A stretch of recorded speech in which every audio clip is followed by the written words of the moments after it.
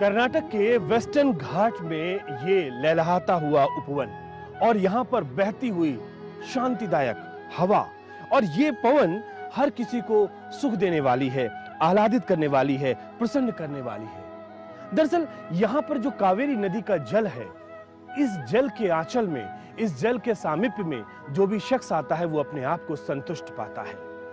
ये पूरा का पूरा भूभाग एक भारत श्रेष्ठ भारत के उस आध्यात्मिक सौंदर्य से जुड़ा हुआ है जिससे न केवल आसपास के राज्य अपने आप को संबद्ध पाते हैं, बल्कि पूरा का पूरा भारत इस इलाके से, इस भूभाग से अपने आप जुड़ सा जाता है। और कहा भी जाता है कि नदियों का, हवाओं का, पंछियों का ना तो कोई सरहद होती है, ना कोई सीमा होती है। अगर कुछ होता है तो वो सिर्फ और सिर्फ सौंदर्य बोध।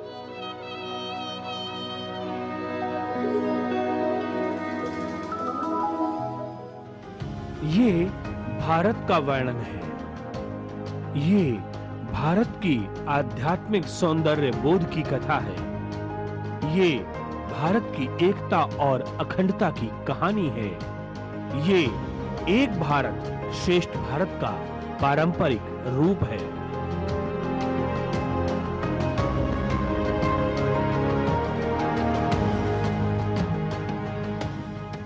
कालिदास जी जब रघुवंश में क्या बोलते हैं, कुमार संभव का वर्णन करते हैं, अस्त्युत्तरस्याम दिशि देवतात्मा हिमालयो नाम नगाधिराजः। सो हिमालय ही भारत की सीमा मानी जाती है, उत्तर की सीमा और कन्याकुमारी। सो उत्तर हिमालय से लेकर कन्याकुमारी तक भाई ये अखंड भारत है। सो जो अखंड भारत जब हम बोलते हैं ना कि जो भारत के परम पवित्रता किस कारण से भारत इसको बोलते हैं, तो भा माने प्रकाश। जिन लोगों की रति अर्थात निष्ठा प्रकाश के प्रति है, प्रकाश का दूसरा अर्थ है ज्ञान, ज्ञान के प्रति है, वो भारतीय कहलाते हैं।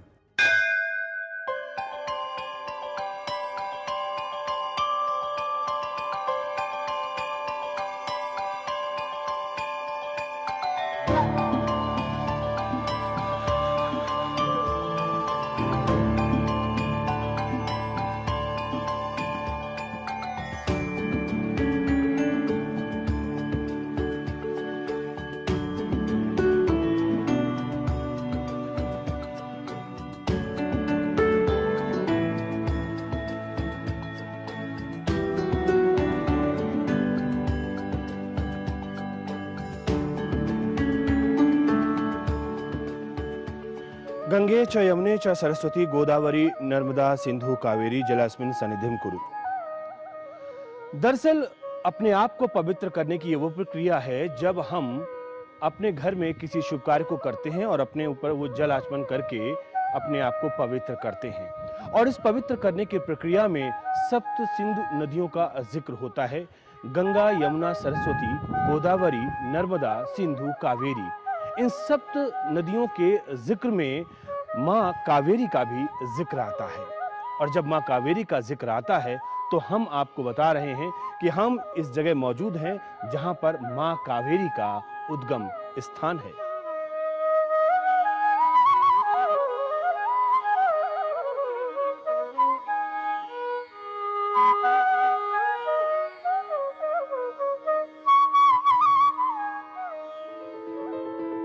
भारत के उत्तर दिशा में गंगा नदी का जो महत्व है, दक्षिण में कावेरी का महत्व भी समान है।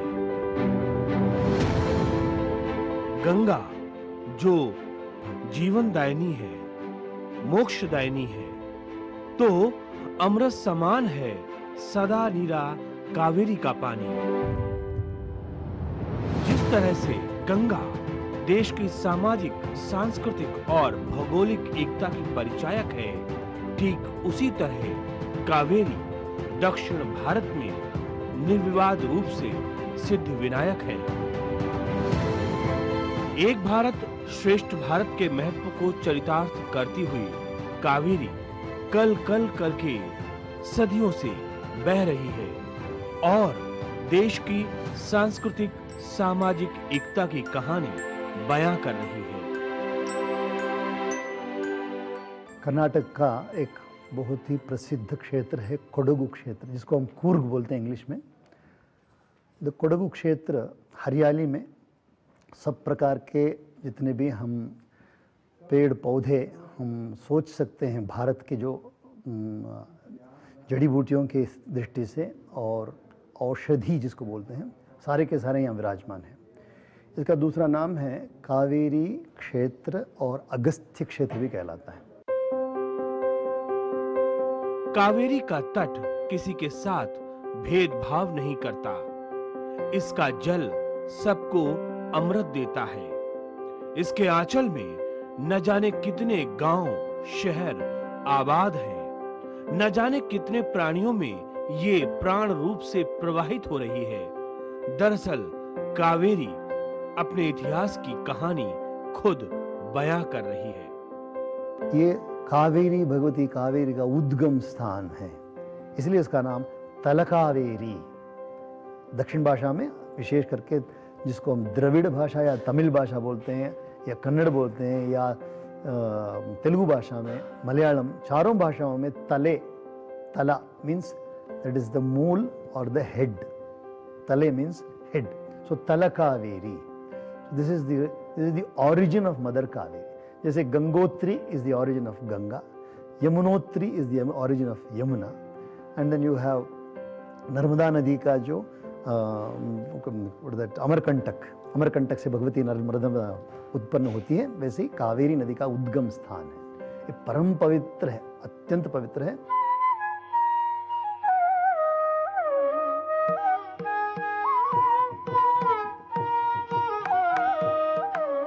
कावेरी नदी के उद्गम को लेकर तमाम कहानियां और किंवदंतियां प्रचलित हैं, जिन्हें हम परंपराओं से लगातार सुनते चले आ रहे हैं। इस वक्त हम कावेरी नदी के उद्गम स्थान पर मौजूद हैं।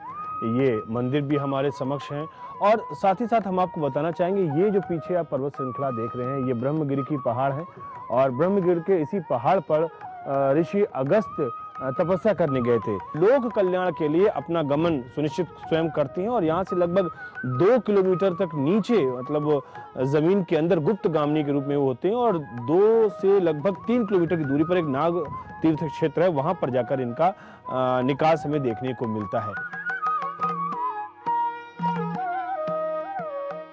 कावेरी नदी का उद्गम कर्नाटक राज्य के ब्रह्मगिरि पर्वत श्रृंखलाओं से हुआ है। उद्गम के स्थान पर कावेरी सरोवर रूप में है, जिसे तल कावेरी कहा जाता है। कावेरी का उद्गम प्रदेश कुर्ग के नाम से जाना जाता है। हिंदू धर्म शास्त्रों और पुराणों में कावेरी के उद्गम की कहानी रहस्यमयी भी है और पौराणिक भी। माना जाता है कि कावेरी को अगस्त ऋषि अपने कमंडल में लाए थे। हमारे ऋषि मुनियों में बड़े प्रसिद्ध मुनि हैं, बड़े प्रसिद्ध ऋषि हैं अगस्त्य ऋषि। और आप जानते हो अगस्त्य ऋषि कौन है? तो अगस्त्य ऋषि वो हैं जिन्होंने भगवान श्री राम को आदित्य हृदय का उपदेश दिया था, जिस उपदेश को पाने के बाद ही वो रावण का संहार कर पाए। तो भगवान अगस्त्य ऋषि वो हैं जिनको हम कुंभज कहते हैं, जिनका जन्म कुंभ में हुआ था। He is the first test tube baby in the world. The first proven test tube baby in the world is Agastya Rishi. He is one of the twins of Maitra Varuni. Maitra Varuni is also called Maitra Varuni. So Agastya Rishi is short in stature. वो छोटे कद के थे पर अद्भुत शक्तिशाली थे वो। तो कुंभज भी कहलाते हैं। और जो लोग ललिता सहस्रनाम का पारायण करते हैं वो जानते हैं कि भगवान अगस्त्य ऋषि ने जाकर के हयग्रीव ऋषि से जाकर के उन्होंने प्रार्थना की थी, मुझे माता की महिमा बताएं। तो उन्होंने हयग्रीव ऋषि ने अगस्त्य ऋषि को ललिता सहस्रनाम का उपदेश दिया था। तो ये उनका बैकग्राउंड है। और उन्होंने वही हैं जिन्होंने विंध्य पर्वत का अहंकार को उन्होंने स्तंभित किया था। विंध्य पर्वत बिना कोई सीमा के ऊपर चढ़ रहा था, बड़ा होता जा रहा था। तो भगवान अगस्त्य ऋषि ने उनको बंद कर दिया था, उनका जो उनकी अभिवृद्धि को बंद करके, और बंद करने के कारण ये क्षेत्र पवित्र हो गया था।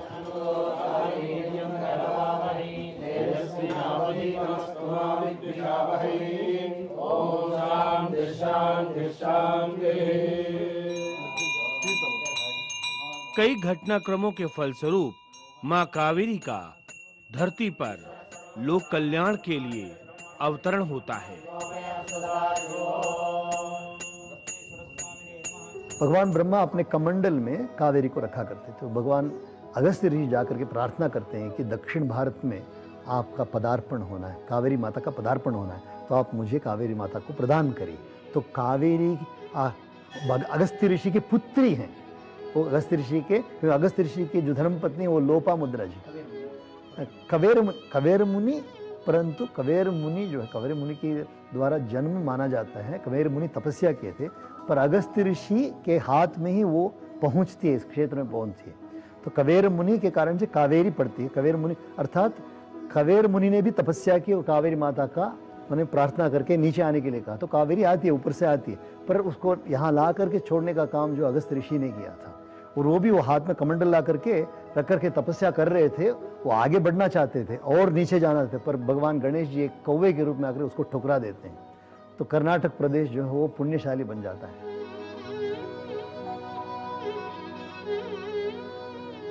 भगवती कावेरी जो है सप्त नदियों में, सप्त पुण्य नदियों में एक प्रसिद्ध नदी है, जो हम जहाँ भी भारत में जाएं तो हम सुनते हैं, गंगे च यमुने चैव गोदावरी सरस्वती नर्मदे सिंधु कावेरी जले अस्मिन् सन्निधिं कुरु। ऐसे सप्त नदियों का, 7 नदियों का नाम बोलते हैं। तो कावेरी नदी दक्षिण भारत की परम पवित्र नदी है। और जितने भी नदियाँ हमारे भारतवर्ष में हैं, कहा जाता है कि आप जानते हैं कि हर एक क्षेत्र में उस नदी की महिमा अधिकतम बताया जाता है। तो यहाँ कावेरी की महिमा ऐसे बताई जाती है, कावेरी नित्य कन्या है, अर्थात कावेरी नदी की शादी ही नहीं हुई, कावेरी माता की शादी ही नहीं हुई, वो आज तक भी कन्या ही बनी है। तो कन्या होने के कारण से हमारे यहाँ जो माताएं जिनकी शादी हो जाती है वो तो गृहस्थाश्रम में प्रवेश कर देती हैं। कन्याएं वो हैं जो नित्य हर समय उनकी शक्ति बनी रहती है, अर्थात उन्होंने उसको गृहस्थाश्रम में उसका व्यय नहीं किया। तो कन्या होने के कारण से कहा जाता है कि तुला संक्रमण के दिन, तुला राशि भगवान सूर्य जिस समय कन्या राशि से आगे बढ़ करके तुला राशि में प्रवेश करते हैं, वो अक्टूबर महीने के 15 तारीख से 17 तारीख के आसपास में आता है। तो जब वो प्रवेश करते हैं तो उसको बोलते हैं तुला संक्रमण।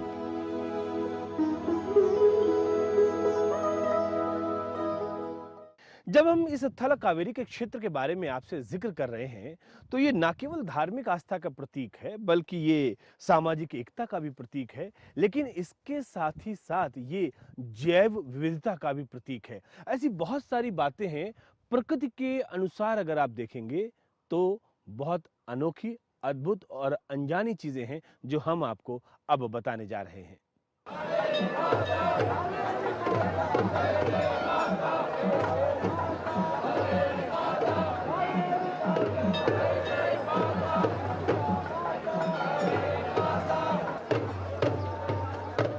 पुराणों में लिखा है कि कावेरी का जन्म संक्रांति के दिन हुआ। इस कारण कावेरी के उद्गम स्थान पर संक्रांति के दिन एक बड़ा कार्यक्रम होता है, जिसमें देश के कोने कोने से श्रद्धालु आते हैं और दर्शन करते हैं।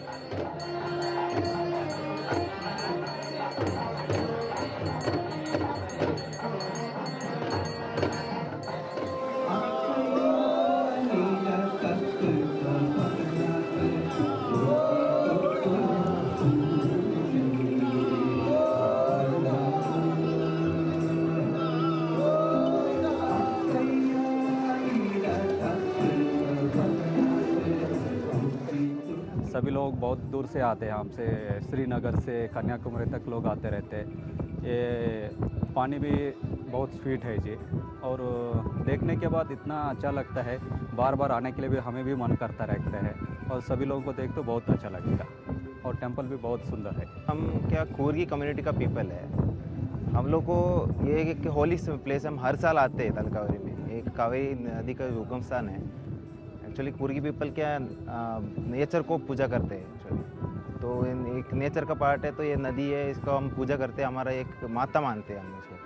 तो जैसे नॉर्थ साइड में जो माता रानी को पूजा करते हैं, ऐसे हम इसको पूजते हैं और हर साल हम आते हैं यहाँ।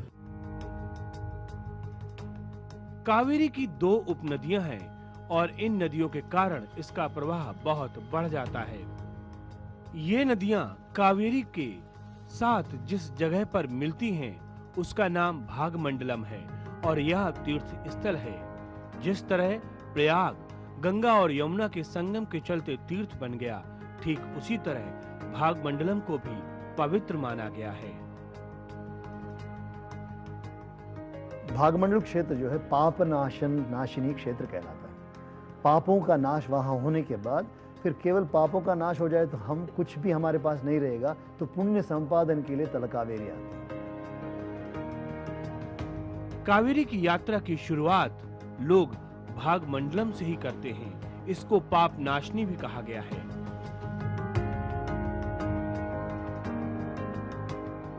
भागमंडलम से आगे कावेरी को हेमवती और लक्ष्मण तीर्थ दो उपनदियां और मिलती हैं, जिससे उसका प्रवाह बहुत ही विशाल हो जाता है।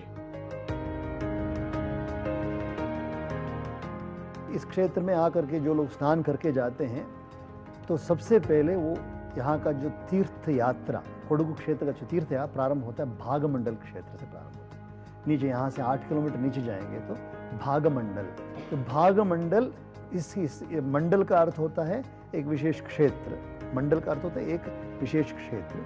तो उस मंडल में प्रवेश करने के बाद उसको भागमंडल क्यों आया, यहाँ भगंडेश्वर भगवान है।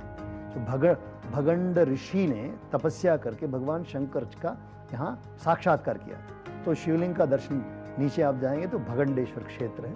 तो उस भगंडेश्वर क्षेत्र की वजह से इसका भागमंडल, भाग शब्द का दूसरा अर्थ भी ये है कि भाग्य देने वाला क्षेत्र, भाग्य देने वाला। यहाँ पर कावेरी माता के साथ दो और नदियाँ सम्मिलित होती हैं, उनका नाम है कन्निका और सुज्योति। सुज्योति भी बोलते हैं, सुज्योति भी बोलते हैं। तो यहाँ 3 नदियों का संगम, नीचे संगम में प्रोक्षण या स्नान करने के बाद वहाँ से भगंडेश्वर का दर्शन करने के बाद वहाँ भगवान विष्णु भी है नीचे और वहाँ गणपति जी भी हैं। वहाँ दर्शन करके लोग क्या करते हैं, वो प्रारंभ करते हैं यात्रा।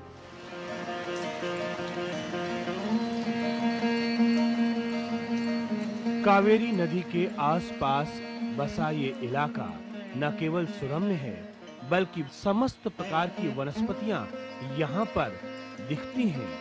पूरे भारतवर्ष में जो दुर्लभ प्रजाति की वनस्पतियां हैं, वो भी यहाँ पर दिखती हैं। ये क्षेत्र न केवल शांत है, बल्कि आध्यात्मिक दृष्टिकोण से इस क्षेत्र का एक अलग ही महत्व है।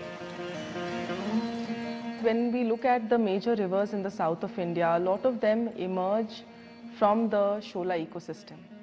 And the Shola ecosystem is the combination of having wide, expansive, beautiful grasslands with pockets of thick evergreen forests. And this ecosystem is the water sponge for all of us. And it is from this ecosystem that a lot of springs and rivers which are important in this part of the country emerge. And one of the most important rivers that originates in this district is the river Kaveri. And Talakaveri वो जगह है जहाँ पे river Kaveri का उद्भव होता है. So anybody coming to Talakaveri, if they take a slight detour into one of the nearby forests, या आप Western Ghats में कहीं भी चले जाइए. The Shola ecosystem is one of the typical facet of the Western Ghats that we see, which is why it becomes so important to preserve some of these lands and to preserve that ecosystem. ये बहुत लोगों को नहीं पता रहता है and बहुत लोगों को इसकी क्या ecological value है या ये district की क्या ecological value है नहीं पता रहता. Now Kaveri is one of the most important rivers and Bangalore receives its water from the river Kaveri. जिस प्रदेश को हम कोडगु बोलते हैं, कूर्ग बोलते हैं, इस क्षेत्र के लोगों के लिए कावेरी माता ही माता है. और कोडगु प्रदेश का दूसरा नाम है भूलोक का स्वर्ग. तो यहाँ का स्वर्ग, ये कर्नाटक प्रदेश में जो स्वर्ग जिसको बोलते हैं वो कोडगु प्रदेश है. तो यहाँ के आप यदि जो क्या बोलते हैं यहाँ का जो जोग्राफिक स्ट्रक्चर आप देखेंगे, भूगोल देखेंगे तो पहाड़ी प्रदेश है. और जहाँ जैसे ही हम वहाँ से बेंगलोर से आते हैं तो श्रीरंगपटना से एक मुड़ करके हुनसूर की तरफ आते हैं. हुनसूर से फिर 2 रास्ते मिलते हैं, प्रियापट्टनम, मडिकेरी, तो उधर की तरफ आ सकते हैं, या इधर तितिमती, कोणिकोप्पा, विराजपेटे, ऐसे पूरा सुंदर, एकदम अत्यंत सुंदर प्रदेश है कूर्ग प्रदेश. ತಲಕಾವೇರಿ ವೈಲ್ಡ್ ಲೈಫ್ ಸ್ಯಾಂಕ್ಚುರಿ इस ತುಂಬ इट्स वेरी इम्पोर्टेंट एरिया वो बायोडाइवर्सिटी के बारे में बहुत कुछ जानवर और बर्ड्स भी है और फ्लोरल डाइवर्सिटी भी बहुत ज़्यादा है important species like tiger elephants and special species like Nilgiri Martin line tiled macaque endemic species है वेस्टर्न घाट्स के उसको स्पीसीज भी है इधर भी है और Talakaveri is an important place because like Kaveri originates from here so it is a very important place and it originates in Shola forest तो हमें क्या करते हैं वो like क्या बताते हैं वो it's a evergreen forest patch with grassland species with grasslands so this Shola forest acts as a sponge and it keeps on like releasing the water and because of that we get lots of rivers from this particular region. ये दैवीय कृपा कहा जाए या माँ कावेरी का आशीर्वाद कि इस पूरे प्रदेश में न केवल प्राकृतिक रूप से ये सुसज्जित है, संसाधन पूर्ण है, बल्कि एक दैवीय कृपा की अनुभूति होती है यहाँ के लोगों पर, खासतौर से कुर्ग समुदाय के लोगों पर। आप जानते हैं कि भारतवर्ष के जितने भी सैनिक हैं उन सैनिक खास करे उच्च स्तर पे जो लोग आते हैं, जनरल बन करके आए हैं, आप जो सुने होंगे जनरल अभी जो तिम्मैया जी हैं और कारियप्पा जी हैं, जनरल कारियप्पा, वो सब कोडगु प्रदेश के हैं। वो बहुत ही ईमानदार होते हैं। कोडगु के लोग जो बहुत ईमानदार, बहुत मेहनती होते हैं और माता कावेरी की उनके लिए जगत जननी है। इसके अलावा भी कई मंदिर भी हैं यहाँ पर। जब हम प्राकृतिक संपदा की बात करते हैं तो यहाँ का इकोसिस्टम पूरे भारत में अनोखा है। एक तरफ जहाँ हिमालय पर्वत पर ग्लेशियर से न जाने कितनी नदियाँ निकलती हैं और पूरे देश को सिंचित करती हैं, ठीक उसी प्रकार यहाँ पर जो पहाड़ी श्रृंखलाएं हैं वहाँ बारिश का पानी एकत्र होता है, जमा होता है, जिससे ये धीरे धीरे करके प्रवाहित होता है और कई नदियों की शक्ल में पूरे दक्षिण भारत को सुजलाम सुफलाम करती है। विशेष करके कॉफ़ी का यहाँ पर उत्पन्न होता है, कॉफ़ी उत्पन्न होता है और सबसे बढ़िया टी कुड भी यहाँ कर्नाटक प्रदेश का इसमें यहाँ मिलता है, कोडगु प्रदेश में मिलता है। सब प्रकार के पेड़ यहाँ मिलते हैं और यहाँ का वातावरण अत्यंत शुद्ध वातावरण है और जहाँ भी आप पानी खूब मिलता है। यहाँ पर कावेरी का प्रदेश है तो सब प्रकार के फूल, सब प्रकार के फल, सब प्रकार के जितने भी हरियाली हैं आप कोडगु प्रदेश में देख सकते हैं। कर्नाटक, तमिलनाडु, आंध्र प्रदेश, 3 राज्यों को सुजलाम सुफलाम करती हुई कावेरी लगभग 800 किलोमीटर की दूरी तय करते हुए ये नदी दक्षिण पूर्व में प्रवाहित होकर बंगाल की खाड़ी में मिलती है। एक बहुत ही अच्छी पॉजिटिव एस्पेक्ट इस प्रॉपर मंदिर का ये है कि इतना साफ सुथरा है एंड नेचर को कहीं भी डिस्टर्ब नहीं किया गया है। सबसे बड़ी अच्छी बात ये है जितने भी रेस्टोरेंट्स वगैरह भी बाहर है एंट्रेंस के पास, वहाँ पर भी बहुत अच्छा हाइजीन और सैनिटेशन को मेंटेन किया गया है। मंदिर के परिसर के अंदर भी सफाई को एक अच्छा सा ध्यान दिया गया है। इसमें कोई दो राय नहीं है कि एक भारत श्रेष्ठ भारत है, इसमें एब्सोल्युटली कोई दो राय नहीं है। एक भारत श्रेष्ठ भारत होने का तरीका यह है कि आप देखिए कुवेम्पु नाम के बहुत प्रसिद्ध कवि हुए हैं कर्नाटक में। वो कर्नाटक के बारे में एक सुंदर गाना लिखते हैं जिसको हम नाडगीते बोलते हैं। कहते हैं भारत जननीय तनु जाते जय हे कर्नाटक माते। कहते हैं भारत जननी की जो पुत्री कर्नाटक है तुम्हारी भी जय। तो एक भारत का मतलब क्या हुआ कि सारे प्रांत जितने भी हमारे यहाँ जितनी माने विविधता का क्या बोलते हैं ये गढ़ है, पर भारत जो इतने विविधता के साथ भी एक होकर के जुट करके रहना वो भारत की महिमा है। एक भारत है, निश्चित रूप से अखंड भारत है, अखंड भारत बन के रहेगा। आगे जाकर के भारत की महिमा बढ़ने वाली, कभी घटने वाली नहीं। वो तुला संक्रमण का दिन अपना नॉर्थ इंडियंस, साउथ इंडियंस और गुजरात, असम सब जगह का आदमी लोग इधर आके सब एक भक्ति भाव से इधर कावेरी को पूजा कर रहे हैं। जो हम लोग ये बोल सकते एक भारत श्रेष्ठ भारत बोल के हम लोग बोल, सब जगह का आदमी लोग आके उन लोगों का मन में एक ही रहेगा, हम लोग सब एक है, अपना ये भारत अपना पूजनीय स्थल है बोल के बहुत प्यार से मन से हम सब लोग प्रेयर करके यहाँ से जाते हैं।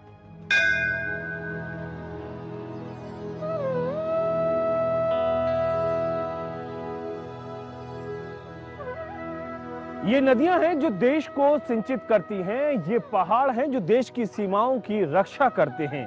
वातावरण में बहती हुई ये मंद मंद शीतल बयार हर किसी के चेहरे पर मुस्कान लाती है।